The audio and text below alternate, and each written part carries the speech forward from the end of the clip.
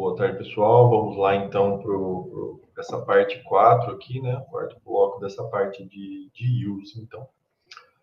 Dando continuidade ao que eu estava falando, o use, assim como o STEM combinado com o EDS, não é? Que é a microscopia eletrônica analítica, né? Ou o AEM, né? Analytical Electron Microscopy, a gente também pode trabalhar com a parte de spectral imaging, né? E o spectral imaging seria a gente fazer um cubo de dados, onde a gente vai ter em XY a região da amostra, né, com diferentes fases, por exemplo, e para cada pixel aqui em Z, não é, nós teríamos o espectro de use. Então, nós vamos ter essa função aqui, que é um cubo de dados, não é, que vai ter X e Y região da amostra e em Z o espectro de use, né, que seria a perda de energia. E a partir daqui, desse spectral image, a gente pode obter line scans, pode obter mapa de todos os elementos, né? Pode determinar o espectro de um pixel ou de uma região integrada, por exemplo, né? Uma região de 2 por 2, 4 pixels, uma região de 3 por 3, 9 pixels e assim por diante, para pegar a composição de uma fase. A composição de uma fase, por exemplo, ou o espectro de uma fase, né? Que vai compor vários pixels aqui. Então, é um tipo de análise bem rico, o spectral imaging, certo? E comparando, então, quais são as capacidades da imagem filtrada em energia, né? O correto seria EF tem aqui, versus, né, o mapeamento de use com o STEM. Então, na imagem filtrada em energia, que é no modo TEM, né, que seria o modo fixo do feixe de elétrons, a gente obtém uma região, né, amostral bem otimizada, né? Quer dizer, é melhor se a gente quiser fazer um mapeamento em baixa magnificação, né? Porque vai depender só da região da amostra que você está iluminando, né? Então, é um tipo de mapeamento que você pode obter em baixa magnificação e alta magnificação. Só que o mapeamento de STEM com WILS, ele é bom, talvez seja melhor para regiões pequenas, vamos dizer assim. Então, para obter um mapeamento em baixa magnificação, talvez a imagem filtrada de energia seja mais favorável. A imagem filtrada de energia, ela é muito fácil, então, de mapear, porque você seleciona uma janela de energia, né? A gente fala um energy slit. Então, tem uma janela de energia que a gente vai posicionar no espectro, que vai pegar a borda do elemento. E aí, assim, a gente faz essa imagem filtrada, que é um mapa do elemento na amostra, através do modo TEM. Então, é muito fácil de fazer esse mapeamento e você obtém a imagem em questão assim de 5 a 10 segundos, mais ou menos, você já obtém essa imagem filtrada. Se você tiver instabilidades, né, da energia no espectro, isso pode deixar a imagem um pouco borrada, então tem que tomar cuidado com isso, com esse alinhamento, deixar o WILS muito bem alinhado. E também o drift da amostra, como é uma imagem que você vai obter em torno de 10 segundos, você não pode ter movimentação da imagem. Então, se você tiver uma amostra que não é bem condutora, que ela esteja um pouco instável no microscópio, teria que fazer imagens, então, coletar imagens de filtrado de energia com tempos menores, né? Quanto mais tempo e mais drift, mais perigoso vai ser. Pior vai ser o resultado da análise, certo? Tem uma chance, né, de tentar corrigir esse drift no pós-processamento, tá? Causa menos dano à amostra, não é? Porque com uma análise relativamente rápida, de 5 a 10 segundos, então acaba provocando menos dano. Já o mapeamento de use, se ele durar, assim, minutos, aí ele pode acabar causando contaminação por carbono na amostra ou coisa do tipo, né? Ou até provocar algum dano mesmo. Já em relação ao STEM combinado com o WILS, então ele é bom para fazer essa amostragem espectral, como fazer o spectral image, né, guardar o cubo de dados. É muito bom para você poder checar a presença de um determinado pico ou borda num pixel, né, numa região de uma determinada fase. Essas estabilidades da energia pode ser corrigida através do pós-processamento. E o drift só pode ser corrigido durante a coleção do spectral imaging.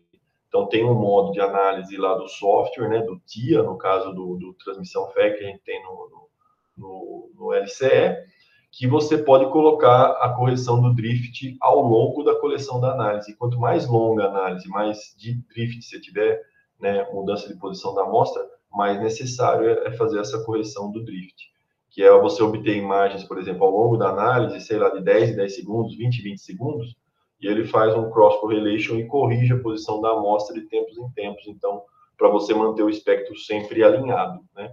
Algo que você não pode fazer ao longo da correção da imagem filtrada, só após a coleção do resultado, né, da análise, certo?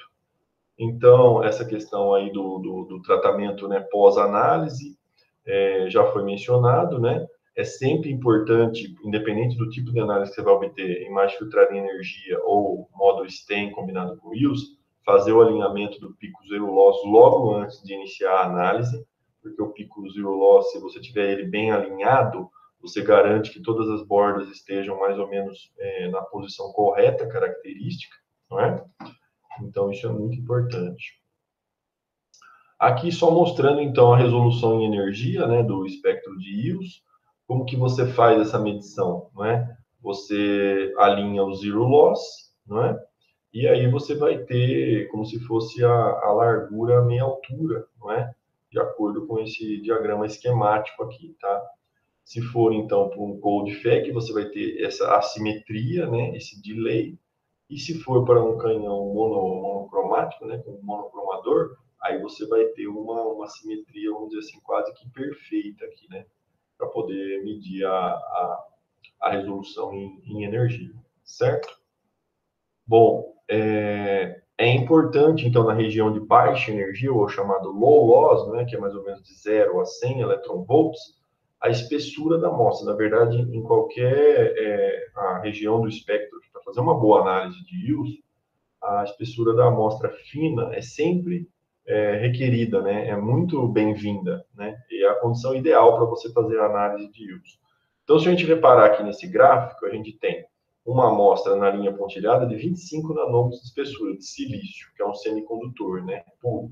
Então, a gente vê aqui o pico zero loss e o espectro gerado aqui no plasmon, né? Para 25 nanômetros de espessura. Então, a gente vê a intensidade do primeiro pico aqui, do primeiro plasmon, em relação ao pico zero loss. Então, a gente vê que é uma amostra com uma espessura bem pequena. E eu tinha falado para vocês como calcular, eu vou mostrar aqui. Já para uma amostra de silício de 480 nanômetros de espessura, vamos supor que ela ainda transmite um pouco, mas olha só como que fica aqui a região dos plasmons, né? Vira uma loucura. Ele vai cobrir lá até quase 200 eletronvolts do espectro. Ou seja, fica muito difícil de analisar qualquer borda que esteja nessa região aqui, né? Então, é um picos múltiplos aqui do plasma e mostra só a espessura da amostra, né? Porque é a relação do pico do plasma com o pico zero loss. Como que a gente faz para calcular, então? A gente tem ou a área ou a intensidade do pico zero loss, não é? Pela área total, você tem, então, que integrar a área total ou a intensidade total, somatório das intensidades ou a integral da área aqui abaixo da curva, e a exponencial da menos a espessura, que seria o thickness aqui, né? A espessura, e o comprimento de onda, né? Não, desculpa, não é o comprimento de onda, não. É o lambda aqui, é o caminho livre médio, né? A gente não pode confundir. Não vai ter um comprimento de onda dessa ordem aqui. O caminho livre médio. E o caminho livre médio, né, para cada elemento, a gente pode procurar num gráfico que eu já dei de caminho livre médio para alguns elementos aqui, se não tentar procurar na literatura, né, se for para algum elemento específico. Então, a partir dessa equação, a gente tira que a gente pode calcular a espessura aqui, então, né, estimar o valor da espessura da amostra naquela região analisada do espectro. Tem que lembrar isso, é a região onde você coletou o espectro, certo? Agora, na região de low loss, vamos ver o que é possível fazer para caracterizar propriedades, né, do estado sólido, né? Então, toda essa listagem aqui são propriedades que a gente consegue avaliar através da região de low loss, né? O band gap de semicondutores, né? O band gap de semicondutores é da ordem assim, de 3, 4 eletronvolts. Então, com uma resolução de energia de 1 eletronvolt ou de 0,1 eletronvolt, a gente consegue medir, sim, o band gap de semicondutores. Consegue medir essas chamadas transições interbandas, os plasmons, né? E a densidade de estados, né? Dos elétrons, parte também de superfície e de volume. E tem essa técnica de Cherenkov que, sinceramente, eu não tenho muita experiência em relação a essa técnica especificamente aqui. Mas a resolução em energia do Wills permite a gente caracterizar diferentes tipos de ligação no material. Então, vamos supor que a gente tem, vamos dizer assim, ou uma mistura dessas fases, né, do alumínio metálico, do nitreto de alumínio e o óxido de alumínio numa amostra.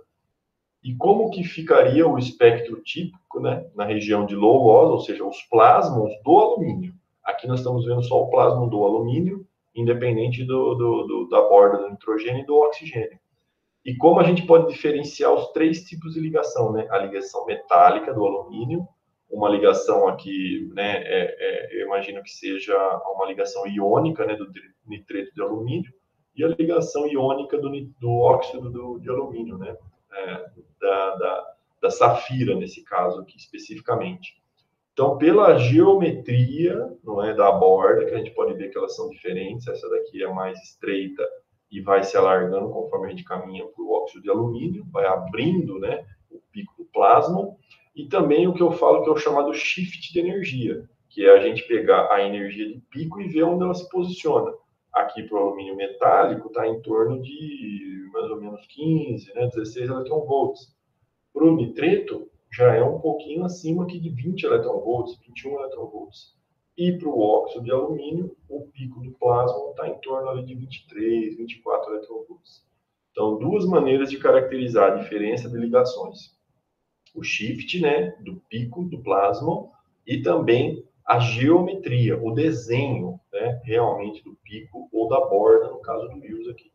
Outro exemplo está colocado abaixo aqui, que é a comparação de diferentes formas, né, alotrópicas aqui do carbono. O carbono diamante, né? E a gente começaria a contar aqui o plasma perto de 10 eletronvolts, e ele teria essa cara aqui, né? Esse pico do plasma diamante, totalmente diferente do caso do grafite, que a gente tem essa hibridização aqui, essa ligação pi estrela. Então, não sei explicar em mais detalhes isso aqui, mas tem até uma separação no pico duplo, né? Então, teria esse primeiro pico aqui de pi estrela e depois um outro pico característico do grafite. E cada um deles posicionado numa energia diferente de pico também, que seria esse shift de energia, né? No eixo X. Então, aqui o pico seria 25 e o pico máximo lá teria acima de 30, né? Em torno de 32, 33. Tá certo? Tem um ombrinho aqui do pico do diamante e um pico separado aqui praticamente para o grafite. Então, é algo incrível que dá para fazer com essa resolução em energia aí, né? Essa era a região de core loss que a gente estava falando, né? E aqui, desculpa, lá era a região de low loss e aqui a gente está falando da região de core loss. Também dá para avaliar, né, a composição química através do core loss, fazer quantificação, também avaliar valência de estados, né? E esse chemical environment quer dizer diferenciar se é um níquel metálico ou se é um níquel óxido. Então, ou seja, vai haver modificações também na borda característica de cada um dos elementos, mudando essa geometria, o desenho da borda e também esse shift de energia, né? Na região de core loss, tá? Então, nesse caso aqui, ele lida com características da matéria né, caráter atômico da matéria, vamos dizer assim, né, numa escala bem fina realmente. Então, quando a gente fala lá daquela técnica que pode ser comparada, né, ser integrada com uma análise de síncrotron, né, através de chanes, por exemplo, é esse tipo de espectro, então, que a gente vai comparar a região de core loss, né, o chamado fine structure da borda de Wills, comparado com a técnica de chanes obtida através de um síncrotron, por exemplo, não é? Então, a gente teria aqui a densidade de estados, né, nessa região da curva aqui dos estados preenchidos, e essa seria a borda característica da parte de Near Edge e Extended Fine Structure. Quer dizer, o desenho dessa borda, né, e o shift de energia também, dependendo se é uma ligação metálica, uma ligação iônica, né, material cerâmico ou metálico, para o níquel, por exemplo, a gente conseguiria comparar através dessa borda característica aqui, tá? Então, a gente tem um exemplo típico disso, que seria a análise do cobre metálico, o espectro de Hughes, e aqui a parte de Near Edge e Extended Fine Structure. Então, esse seria o espectro para o cobre metálico, você vê a característica dele, e aonde se inicia a borda aqui, né, do cobre metálico, mais ou menos 932, alguma coisa assim. E a mesma borda para o cobre, só que agora para o óxido de cobre. Então, aqui seria a característica da ligação metálica do cobre, e aqui a característica da ligação iônica do cobre no óxido. E aí a gente vê que tem uma mudança, não é, do desenho, os picos aqui são mais estreitos, né, e mais intensos em relação ao cobre, para a camada L3 e L2, e a borda, ao invés de ser 932, nesse caso aqui seria mais ou menos 927, 928, mais ou menos. Então, houve o shift, que é a mudança lateral, né, variação em energia aqui em X, e houve mudanças características no desenho da borda, certo? Que tem a ver com a densidade eletrônica e a ligação, e o tipo de ligação mesmo, se é uma ligação metálica ou uma ligação iônica. E um exemplo bem típico que eu tinha falado para vocês no início da aula, porque é um dos melhores exemplos para se dar em relação a essas bordas características, dependendo do tipo de ligação, é o carbono, e as mais variadas ligações do carbono, não é? No diamante, estaria aqui a borda, não está falando energia específica aqui, mas lembra que o carbono comum, normal, a ligação do carbono seria 288, né? A borda do carbono. Para o diamante, então, é o que tem um shift mais à direita. Aqui um buckball, né? Eu não sei o que significa esse SC, mas seria um buckball desse tipo SC, tem uma cara aqui a borda. Um buckball convencional C60 já teria um outro tipo de borda. E aqui seria a borda específica do carbono na forma de grafite. Teria ainda o carbono amorfo, ou o grafeno, né? Já tem o grafite aqui, nanotubo de carbono, se é nanotubo single wall, multi-wall, não é? Então, tem os mais variados tipos aí de ligações do carbono. Carbono no polímero, carbono orgânico, no material biológico, e assim por diante. E vamos mostrar agora aqui exemplos, então. Esse exemplo aqui é de um pesquisador muito bom, né? Talvez um dos papas na área, né, de Hughes no mundo, né? É um pesquisador espanhol. Eu cheguei aí lá conhecer o laboratório dele em Zaragoza, né? É um centro de nanotecnologia incrível lá em Zaragoza. É o professor Raul Arenal. Tive a oportunidade de visitar ele, porque eu conheci ele dando cursos aqui no síncrotron, né? Aqui no Brasil, lá no CNPEM, quando ele vinha eu ia dar uma parte dos cursos lá de microscopia de verão do síncrotron, uma parte mais convencional eu dava, de fração de elétrons, ou a parte de EDS misturada com STEM, e ele vinha dar especificamente a parte de Hughes. Aí, quando eu estive na Espanha fazendo um pós-doc em 2016, eu fui conhecer o laboratório do professor Arenal e acabamos fazendo um trabalho em conjunto lá, usando o Hughes em ligas beta de titânio.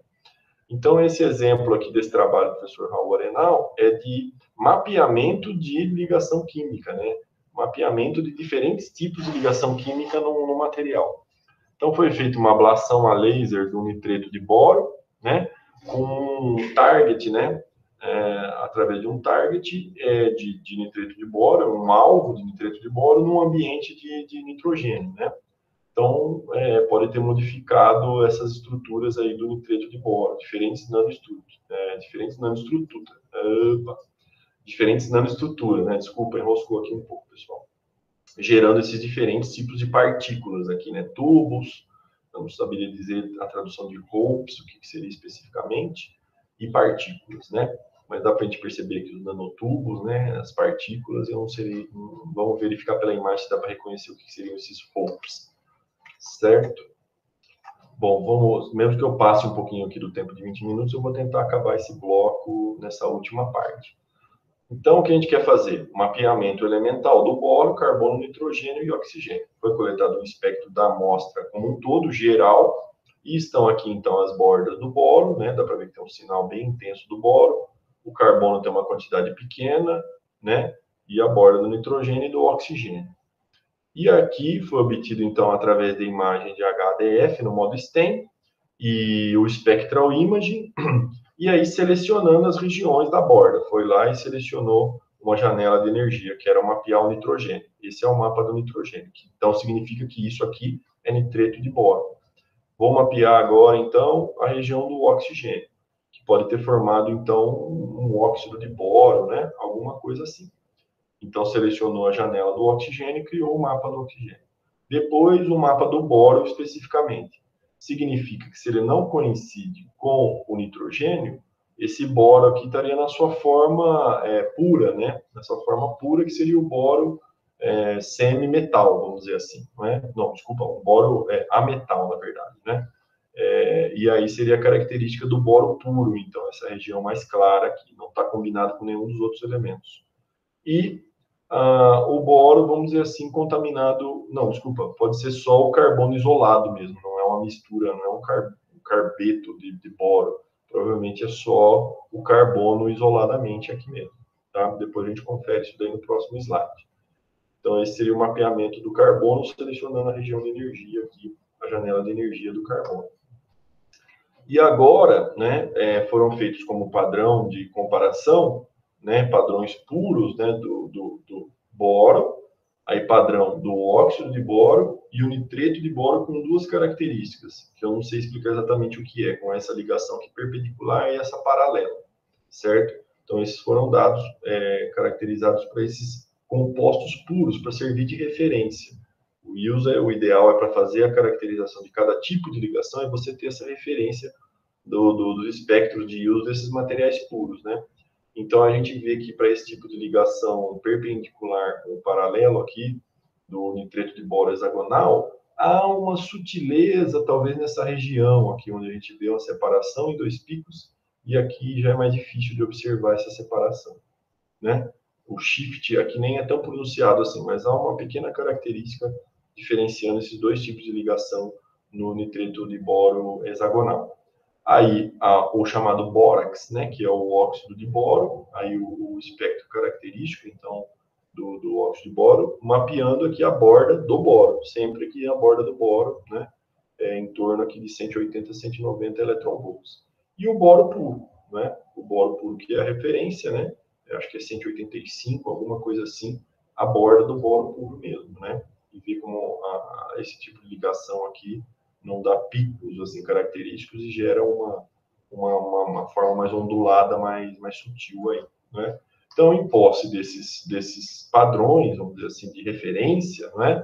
Tanto do desenho da borda, quanto os shifts, né? Dos picos aqui, das energias de pico de máximo aqui de cada borda, a gente tem os padrões.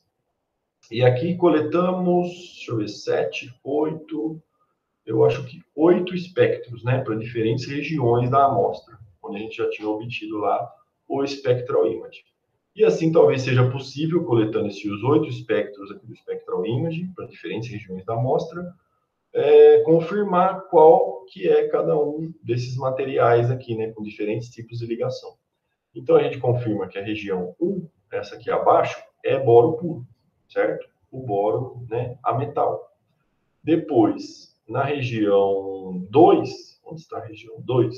Essa ligação aqui bem da borda, aqui bem na casquinha, seria o óxido de boro, né? Uma região da camada ali que acabou oxidando.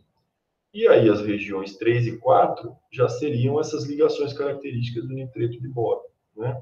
Do nitreto de boro hexagonal. Já as regiões 5, 6, 7 e 8 parecem regiões mais complexas, não é? Onde a região 5 se assemelha mais à parte metálica, mas não está totalmente caracterizado só ela. Pode ser uma mistura, então, das regiões 1 e 2, não é? Quer dizer, tem uma parte do boro metálico, desculpa, do boro ametal e outra parte do óxido de boro, onde a gente vê esse piquinho aqui. Na região 6 já seria talvez uma mistura da região 1 com a região 3 ou 4, não é? E nas regiões 7 e 8 parece que vão tendendo cada vez mais, apesar de uma mistura do boro, né, puro, cada vez mais uma mistura com frações maiores, né, das regiões do tipo 3 e 4, que seriam o nitreto de boro hexagonal, para esses dois tipos de ligação aí. Então, ver o quão rico é isso, né? Tanto de informação que a gente pode obter através do Wills, e dificílimo ter esse mapeamento, ainda mais comprovando com as imagens, né?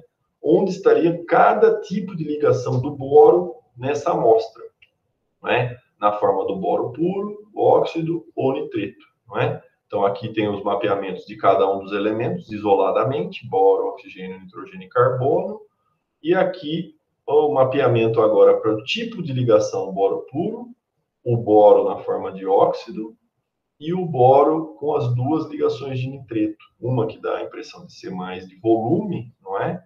Da parte interior do núcleo dos boretos, e essa ligação específica que seria mais uma parte de superfície, não é? Uma ligação específica do nitreto de boro na superfície das partículas, certo?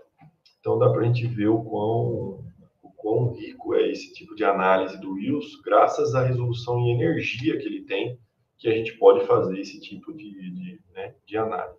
E aqui, então, uma descrição esquemática do que pode ter resultado nessa ablação a laser do nitreto de boro, um desenho esquemático aqui mostrando, então, que teria um núcleo de boro puro, com uma camada oxidada, não é? Intermediária, e rodeado, então, pelo nitreto de boro e uma camada de carbono ainda contaminando esse material.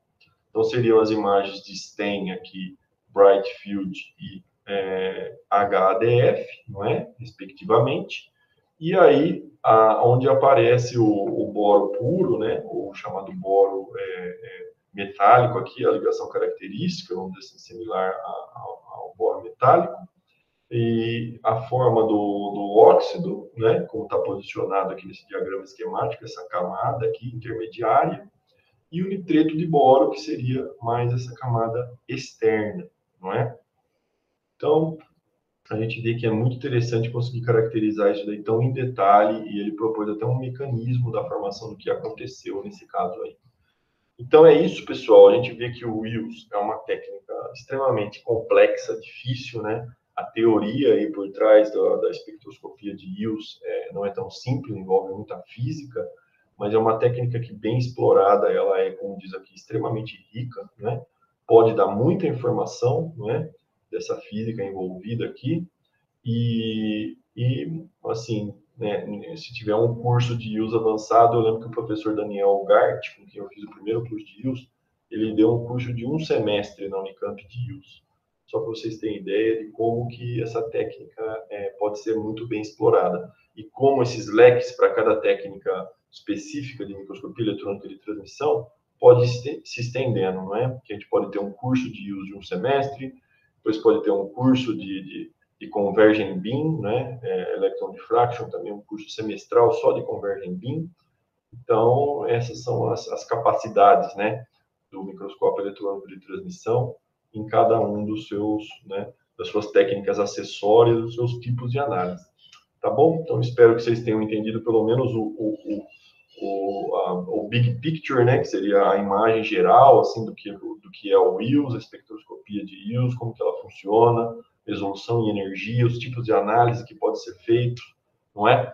E lembrar da questão da amostra, que para nós de materiais bulk, né, materiais metálicos, cerâmico, semicondutor, sempre vai ter que ter uma amostra com uma espessura muito fina, tá? Que é o ideal para a gente poder utilizar no Wills.